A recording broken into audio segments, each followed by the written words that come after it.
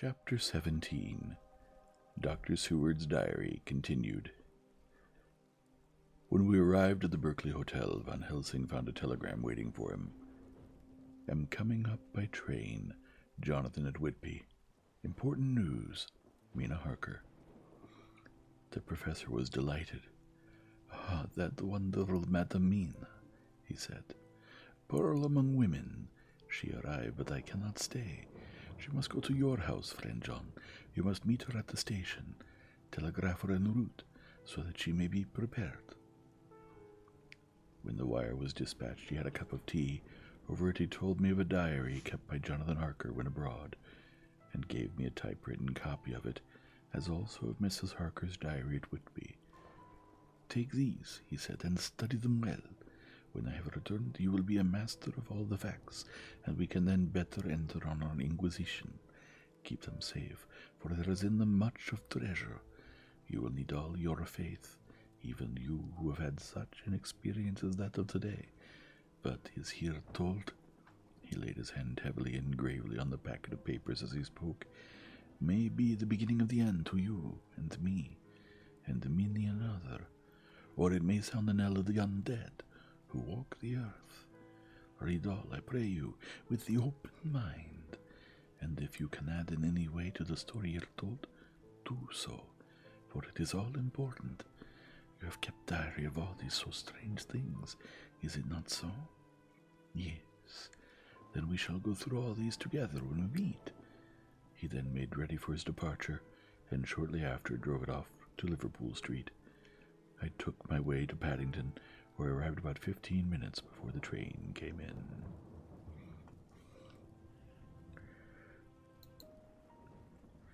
The crowd melted away after the bustling fashion common to rival platforms, and I was beginning to feel uneasy lest I might miss my guest, when a sweet-faced, dainty-looking girl stepped up to me and, after a quick glance, said, "Dr. Seward, is it not?"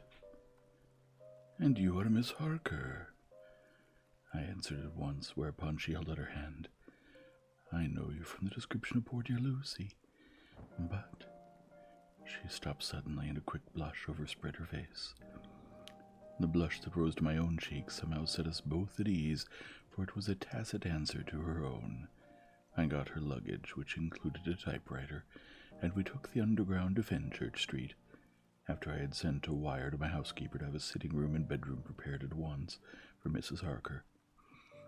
In due time we arrived. She knew, of course, that the place was a lunatic asylum, but I could see that she was unable to repress a shudder when we entered. She told me that, if she might, she would come presently to my study, as she had much to say. So here I am finishing my entry in my phonograph diary whilst I await her. As yet I have not had the chance of looking at the papers which Van Helsing left with me, although they lie open before me. I must get her interested in something, so that I may have an opportunity of reading them. She does not know how precious time is, or what a task we have in hand. I must be careful not to frighten her. Here she is. Mina Harker's Journal, 29 September. After I had tidied myself, I went down to Dr. Seward's study.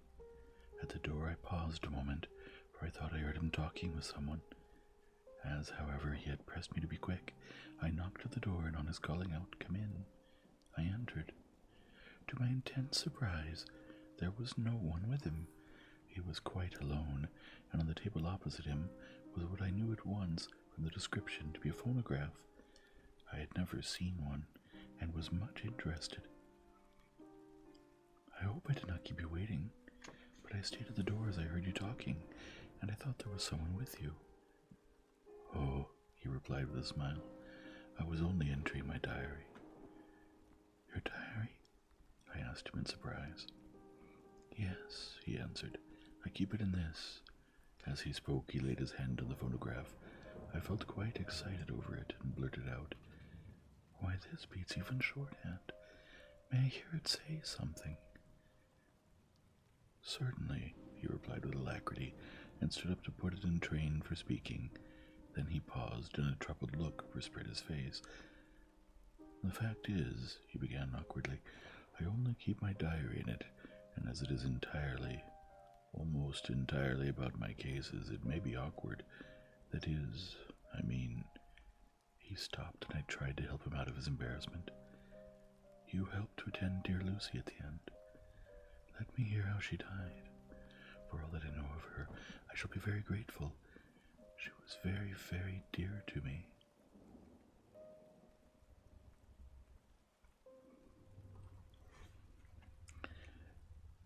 To my surprise, he answered with a horror-struck look in his face. "Tell you of her death? Not for the wide world." "Why not?" I asked, for some grave, terrible feeling was coming over me. Again he paused, and could see that he was trying to invent an excuse. At length he stammered out, "You see, I do not know how to pick out any particular part of the diary." Even while he was speaking, an idea dawned upon him, and he said with unconscious simplicity in a different voice, and with the naivete of a child, "That's quite true, upon my honor. Honest Indian." I could not but smile, at which he grimaced.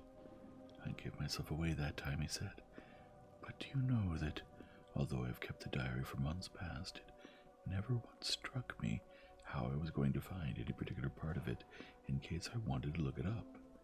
By this time my mind was made up that the diary of the doctor who attended Lucy might have something to add to the sum of our knowledge of that terrible being, and I said boldly, 'Then, Dr. Seward, you had better let me copy it out for you on my typewriter.' He grew to a positively deathly pallor as he said, 'No, no, no. For all the world I wouldn't let you know that terrible story.' Then it was terrible. My intuition was right. For a moment I thought, and as my eyes ranged the room, unconsciously looking for something, some opportunity to aid me, they lit on a great batch of typewriting on the table. His eyes caught the look in mine, and without his thinking followed the direction. As they saw the parcel, he realized my meaning. 'You do not know me,' I said. 'When you have read those papers, my own diary and my husband's also, which I have typed, you will know me better. I have not faltered in giving every thought of my own heart in this cause, but of course you do not know me yet, and I must not expect you to trust me so far. He is certainly a man of noble nature. Poor dear Lucy was right about him.' He stood up and opened a large drawer, in which were arranged in order a number of hollow cylinders of metal covered with dark wax, and said, 'You are quite right. I did not trust you because I did not know you, but I know you now, and let me say that I should have known you long ago. I know that Lucy told you of me. She told me of me, too. May I make the only atonement in my power? Take the cylinders and hear them. The first half-dozen of them are personal to me, and they will not horrify you. Then you will know me better. Dinner will by then be ready. In the meantime, I shall read over some of these documents, and shall be better able to understand certain things.' He carried the phonograph himself up to my sitting room, and adjusted it for me. 'Now I shall learn something pleasant, I'm sure, for it will tell me the other side of a true love episode, of which I know one side already.' Dr. Seward's Diary, 29 September. I was so absorbed in that wonderful diary of Jonathan Harker and that other of his wife that I let the time run on without thinking. Mrs. Harker was not down when the maid came to announce dinner, so I said, 'She is possibly tired. Let dinner wait an hour,' and I went on with my work. I had just finished Mrs. Harker's diary when she came in. She looked sweetly pretty, but very sad, and her eyes were flushed with crying. This somehow moved me much. Of late I have had cause for tears, God knows, but the relief of them was denied me, and now the sight of those sweet eyes, brightened with recent tears, went straight to my heart, so I said as gently as I could, 'I greatly fear I've distressed you.'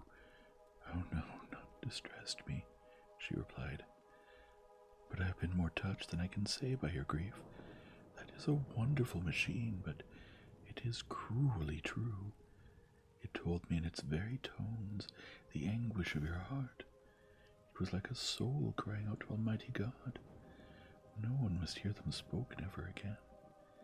See, I've tried to be useful. I've copied out the words of my typewriter, and none other need now hear your heartbeat, as I did.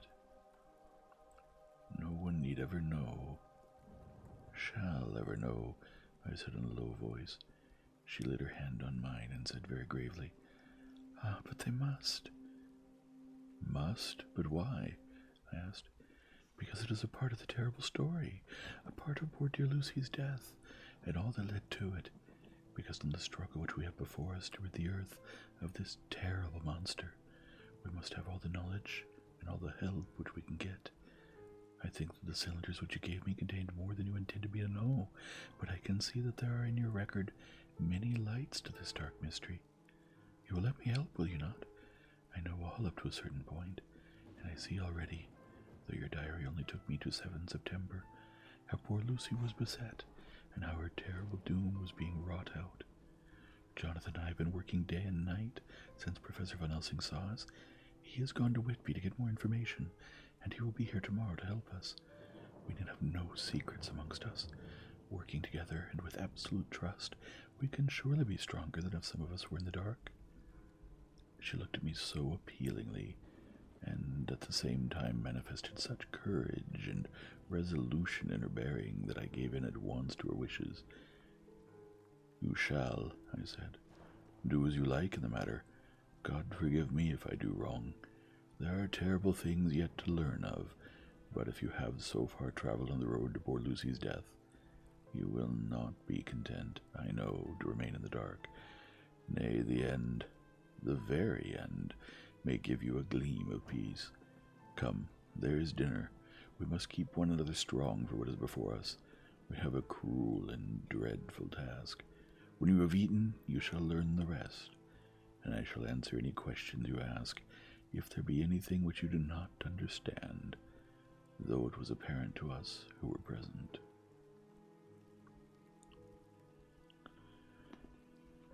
Mina Harker's Journal, 29 September.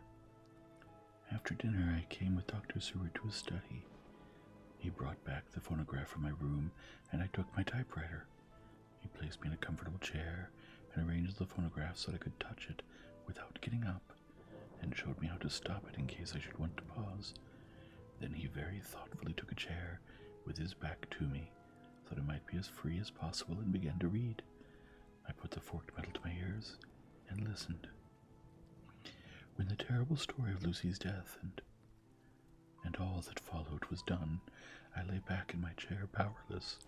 Fortunately, I am not of a fainting disposition.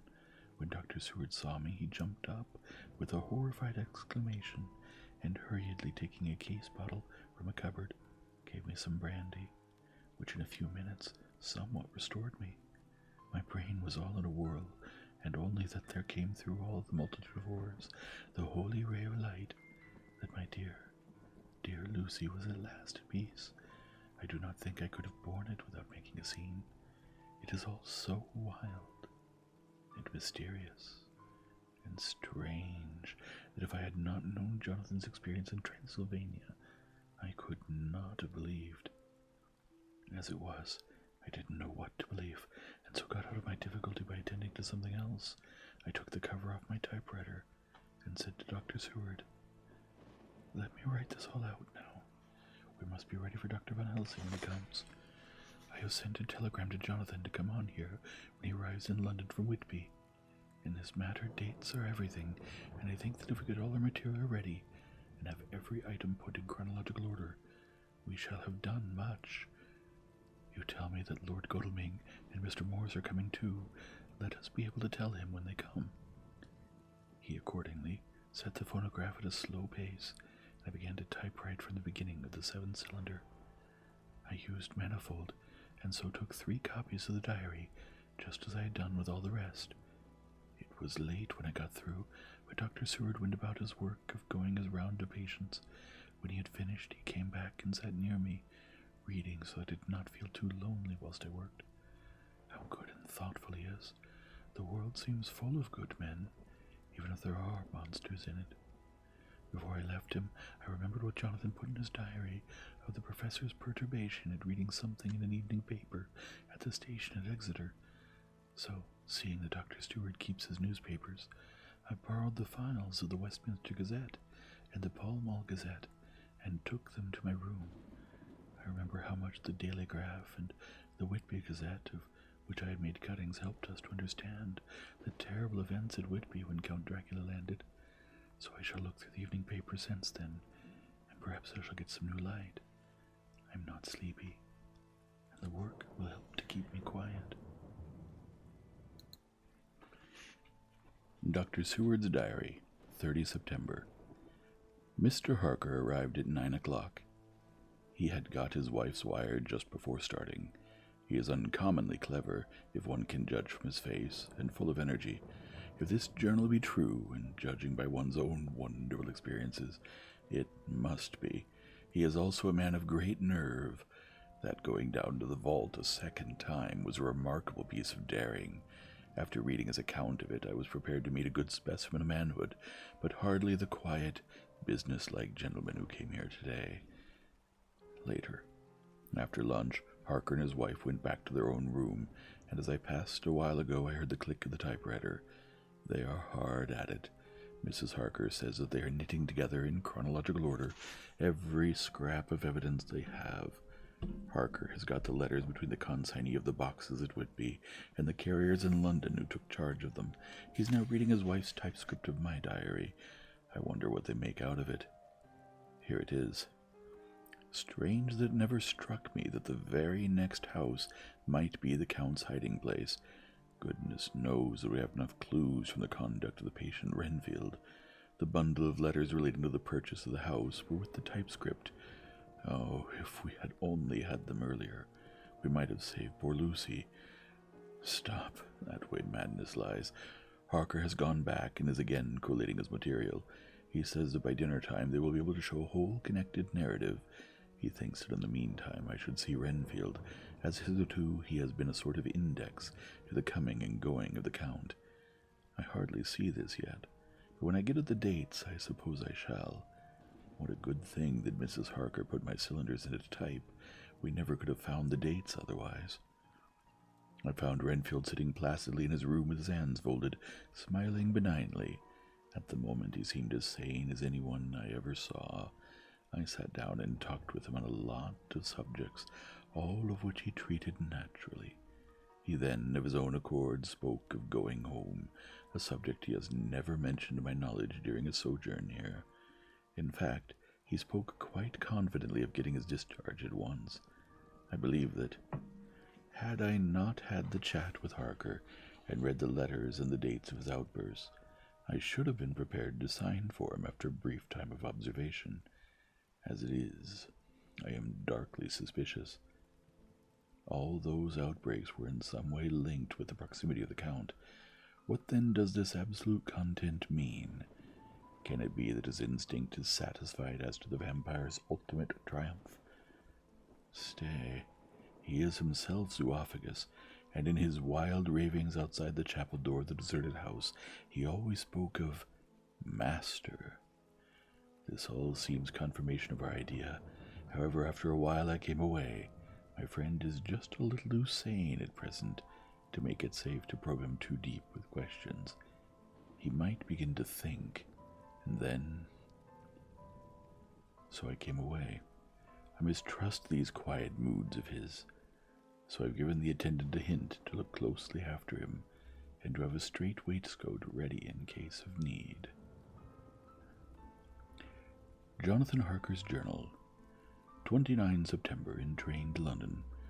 When I received Mr. Billington's courteous message that he would give me any information in his power, I thought it best to go down to Whitby and make, on the spot, such inquiries as I wanted.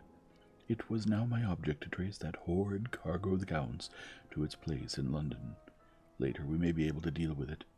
Billington Jr., a nice lad, met me at the station and brought me to his father's house, where they had decided that I must stay the night. They are hospitable, with true Yorkshire hospitality.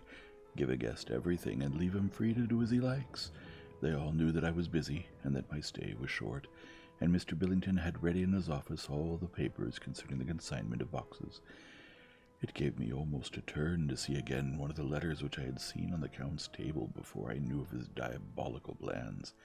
Everything had been carefully thought out, and done systematically and with precision. He seemed to have prepared for every obstacle which might be placed by accident in the way of his intentions being carried out. To use an Americanism, he had taken no chances, and the absolute accuracy with which his instructions were fulfilled was simply the logical result of his care. I saw the invoice and took note of it. 50 cases of common earth to be used for experimental purposes. Also the copy of letter to Carter Peterson, and the reply. Of both of these I got copies. This was all the information Mr. Billington could give me, so I went down to the port and saw the coast guards, the customs officers, and the harbor master. They had all something to say of the strange entry of the ship, which is already taking its place in local tradition, but no one could add to the simple description, 50 cases of common earth. I then saw the station master, who kindly put me in communication with the men who had actually received the boxes. Their tally was exact with the list, and they had nothing to add except that the boxes were main and mortal heavy, and that shifting them was dry work. One of them added that it was hard lines, that there wasn't any gentleman such like as yourself, Squire, to show some sort of appreciation of their efforts in a liquid form. Another put in a writer that the thirst then generated was such that even the time which had elapsed had not completely allayed it.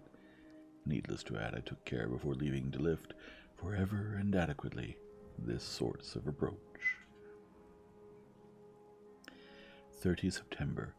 The station master was good enough to give me a line to his old companion, the station master King's Cross, so that when I arrived there in the morning, I was able to ask him about the arrival of the boxes. He, too, put me at once in communication with the proper officials, and I saw that their tally was correct with the original invoice. The opportunities of acquiring an abnormal thirst had here been limited. A noble use of them had, however, been made, and again I was compelled to deal with the result in an ex post facto manner. From thence I went on to Carter Patterson's office, where I met with the utmost courtesy. They looked up the transaction in their day book and letter book, and at once telephoned to their King's Cross office for more details. By good fortune, the men who did the teaming were waiting for work, and the official at once sent them over, sending also by one of them the waybill and all the papers connected with the delivery of the boxes at Carfax. Here again I found the tally agreeing exactly. The carrier's men were able to supplement the paucity of the written records with a few details. These were, I shortly found, connected almost solely with the dusty nature of the job, and of the consequent thirst engendered in the operators, on my affording an opportunity, through the medium of the currency of the realm, of the allaying, at a later period, this beneficial evil. One of the men remarked, "That 'ere house, governor, is the rummiest I ever was in. Blimey, but it ain't been touched since 100 years. There was dust that thick in the place that you might have slept on it without hurting your bones, and the place was that neglected that you might have smelled old Jerusalem in it. But the old chapel, that took the sight, that did. And for me and my mate, we thought we weren't never to get out quick enough. Lord, I wouldn't take less nor a quid the moment to stay there arter dark." Having been in the house, I could well believe him, but if he knew what I know, he would, I think, have raised his terms. Of one thing I am now satisfied, that all the boxes which arrived at Whitby from Varna and the Demeter were safely deposited in the old chapel at Carfax. There should be 50 of them there, unless any have since been removed. As from Dr. Seward's diary, I fear. I shall try to see the carter who took away the boxes from Carfax when Renfield attacked them. By following up this clue, we may learn a good deal. Later. Mina and I have worked all day, and we put all the papers into order. Mina Harker's journal, 30 September. I am so glad that I hardly know how to contain myself. It is, I suppose, the reaction from the haunting fear which I've had that this terrible affair and the reopening of his old wound might act detrimentally on Jonathan. I saw him leave for Whitby with as brave a face as I could, but I was sick with apprehension. The effort has, however, done him good. He is never so resolute, never so strong, never so full of volcanic energy as at present. It is just as that dear, good Professor Van Helsing said. He is true grit, and he proves under strain that would kill a weaker nature. He came back full of life, and hope, and determination. We've got everything in order for tonight. I feel myself quite wild with excitement. I suppose one ought to pity anything so hunted as is this Count. That is just it. This thing is not human, not even beast. To read Dr. Seward's account of poor Lucy's death and what followed is enough to dry up the springs of pity in one's heart. Later, Lord Godalming and Mr. Morris arrived earlier than we expected. Dr. Seward was out on business and had taken Jonathan with him, so I had to see them. It was to me a painful meeting, for it brought back all poor dear Lucy's hopes, only a few months ago. Of course, they had heard Lucy speak of me, and it seemed that Dr. Van Helsing, too, has been quite blowing my trumpet, as Mr. Morris expressed it. Poor fellows, neither of them is aware that I know all about the proposals they made to Lucy. They did not quite know what to say or do, as they were ignorant of the amount of my knowledge.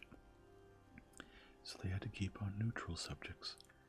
However, I thought the matter over, and came to the conclusion the best thing I could do would be to post them in affairs right up to date. I knew from Dr. Seward's diary that they had been at Lucy's death, her real death, that I need not fear to betray any secret before the time. So I told them, as well as I could, that I read all the papers and diaries, and that my husband and I, having typewritten them, had just finished putting them in order. I gave them each a copy to read in the library. When Lord Godalming got his and turned it over, "It does make a pretty good pile," he said. "Did you write all this, Mrs. Harker?" I nodded, and he went on. "I don't quite see the drift of it, but you people are all so good and kind, and have been working so earnestly and so energetically, that all I can do is to accept your ideas blindfold and try to help you. I've had one lesson already in accepting facts that should make a man humble to the last hour of his life. Besides, I know you love my poor Lucy." Here he turned away and covered his face with his hands. I could hear the tears in his voice. Mr. Morris, with instinctive delicacy, just laid a hand for a moment on his shoulder, and then walked quietly out of the room. I suppose there is something in woman's nature that makes a man free to break down before her, and express his feelings on the tender or emotional side without feeling derogatory to his manhood. For when Lord Godalming found himself alone with me, he sat down on the sofa and gave way utterly and openly. I sat down beside him and took his hand. I hope he didn't think it forward of me, and that if he ever thinks of it afterwards, he never will have such a thought. There I wrong him. I know he never will. He is too true a gentleman. I said to him, for I could see that his heart was breaking, "I love dear Lucy, and I know what she was to you, and what you were to her. She and I were like sisters, and now she is gone. Will you not let me be like a sister to you in your trouble? I know what sorrows you've had, though I cannot measure the depth of them. If sympathy and pity can help in your affliction, won't you let me be of some little service, for Lucy's sake?" In an instant the poor dear fellow was overwhelmed with grief. It seemed to me that all that he had of late been suffering in silence found a vent at once. He grew quite hysterical, and raising his open hands, beat his palms together in a perfect agony of grief. He stood up and then sat down again, and the tears rained down his cheeks. I felt an infinite pity for him, and opened my arms unthinkingly. With a sob he laid his head on my shoulder, and cried like a weary child, whilst he shook with emotion. We women have something of the mother in us that makes us rise above smaller matters when the mother spirit is invoked. I felt his big sorrowing man's head resting on me, as though it were that of the baby that some day may lie on my bosom, and I stroked his hair as though he were my own child. I never thought at the time how strange it all was. After a little bit his sobs ceased, and he raised himself with an apology, though he made no disguise of his emotion. He told me that for days and nights past, weary days and sleepless nights, he had been unable to speak with anyone, as a man must speak in his time of sorrow. There was no woman whose sympathy could be given to him, or with whom, owing to the terrible circumstance with which his sorrow was surrounded, he could speak freely. I know now how I suffered, he said, as he dried his eyes, but I do not know even yet, and none other can ever know how much your sweet sympathy has been to me today. I shall know better in time, and believe me, that though I am not ungrateful now, my gratitude will grow with my understanding. You will let me be like a brother, will you not, for all our lives, for dear Lucy's sake? For dear Lucy's sake, I said, as we clasped hands. Aye, and for your own sake, he added, for if a man's esteem and gratitude are ever worth the winning, you have won mine today. If ever the future should bring you to a time when you need a man's help, believe me, you will not call in vain. God grant that no such time may ever come to you break the sunshine of your life, but if it should ever come, promise me that you will let me know. He was so earnest, and his sorrow was so fresh, that I felt it would comfort him. So I said, I promise. As I came along the corridor, I saw Mr. Morris looking out of the window. He turned as he heard my footsteps. How's Art? He said. Then, noticing my red eyes, he went on. Ah, I see you've been comforting him. Poor old fella, he needs it. No one but a woman can help a man when he's in trouble of the heart, and he had no one to comfort him. He bore his own trouble so bravely that my heart bled for him. I saw the manuscript in his hand, and I knew that when he read it, he would realize how much I knew. So I said to him, I wish I could comfort all who suffer from the heart. Will you let me be your friend, and will you come to me for comfort if you need it? You will know later on why I speak. He saw that I was in earnest, and stooping took my hand, and raising it to his lips, kissed it. It seemed but poor comfort to so brave and unselfish a soul, and impulsively I bent over and kissed him. The tears rose in his eyes, and there was a momentary choking in his throat. He said quite calmly, Little girl, you will never regret that true-hearted kindness so long as ever you live. Then he went into the study to his friend. Little girl, the very words he had used to Lucy. And oh, but he proved himself a friend. End of chapter 17.